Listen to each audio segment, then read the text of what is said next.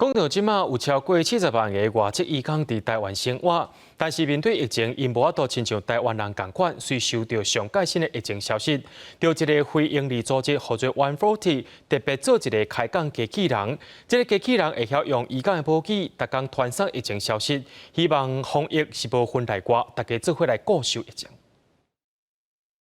点开买将也大门内底的连接，就会使启用 140K 的服务。140是一个长期关心东南亚移工教育的非营利组织。因伫10月推出 140K 的服务，提供4种语言的疫情消息，让点伫台湾的东南亚移工嘛会使得到上新的疫情资讯。然后每天的中午跟晚上，我们共有2次的推播。那所有的资讯其实也都是我们从网络上透过，比如说机关署、透过劳动部，其实他们也都有翻译一些东南亚的疫情资讯。那我们再由我们团队去补足一些我们觉得重要但还没有翻译过的资讯。长期提供外籍移工甲外籍配偶帮助的黄文雄新妇讲，虽望中央疫情指挥中心拢有开记者会，但是外籍移工要公布得到疫情资讯是有困难的。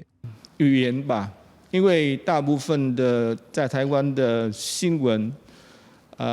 都是用国语。比如说今天大概2、3点就开那个记者会，那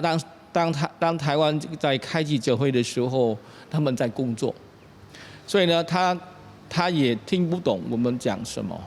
陈凯翔讲，到即马已经有超过1万人来使用 140K 的服务，因佫有透过东南亚社群内底的出名人来呼吁大家装台湾社交距离 App， 希望透过这款方式加强咱的防疫力头。记者郭碧君、郑佩文台北桃园报道。